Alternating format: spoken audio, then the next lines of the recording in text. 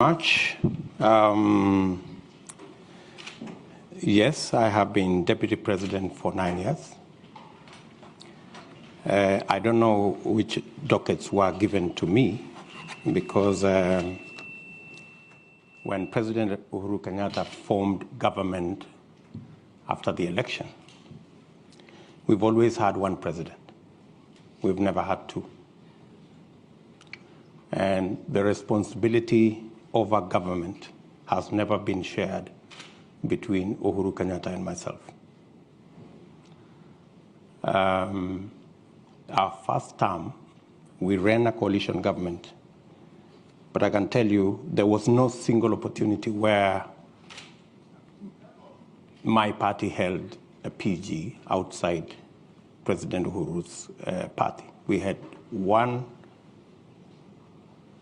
parliamentary group, one government, one program, and it was all clear.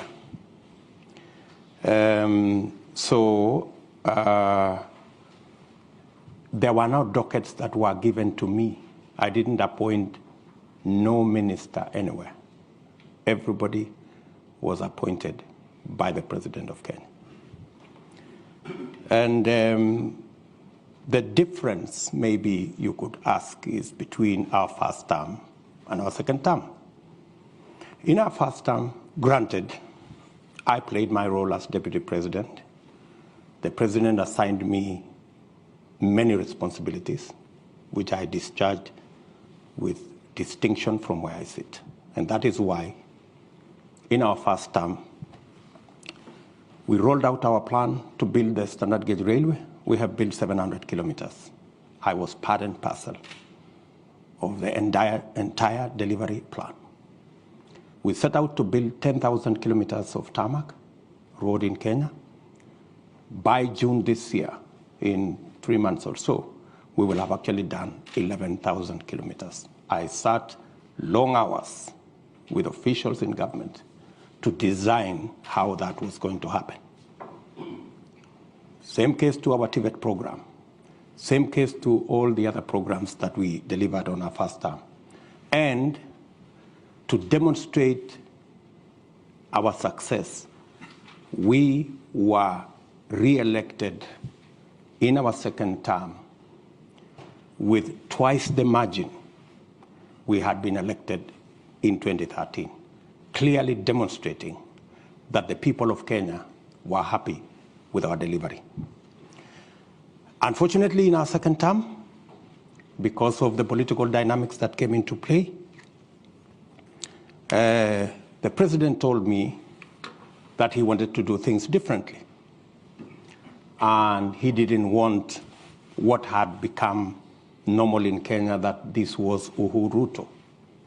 He wanted a Uhuru. And I had a candid discussion with him.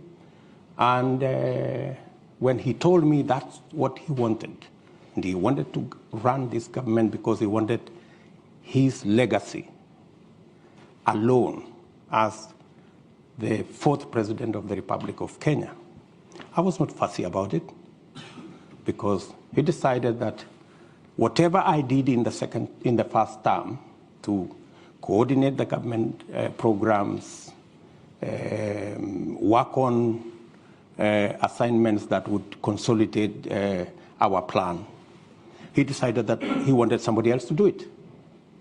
And I didn't complain. So executive order number 1 came into force, establishing a different arrangement in government. And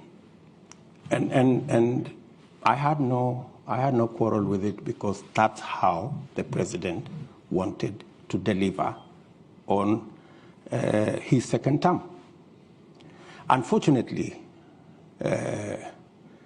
the people who the president maybe gave that responsibility failed him, because the whole Big Four plan fell apart. The housing plan never took off. The universal health coverage never took off. The whole space on agricultural transformation faltered. And we didn't see any of that plan. In fact, at some point, it forced the president to change the plan. So we went away from the original plan of Big Four. We ended up with another plan called BBI, changing the constitution, working on all the rest of it, which unfortunately again went up in smoke because it was purely unconstitutional. So how do I do things differently? If we had done things the way we had done in our first term, making sure there are clear lines between the opposition and government so that government can be held to account, so that the opposition can play its role, so that instead of the opposition being lackeys and being brokers and being the ones organizing cartels in government and participating in corruption, they should be providing oversight. You're correct. You know, Kenya is in a worse place today. There is no oversight. The fellows who are supposed to provide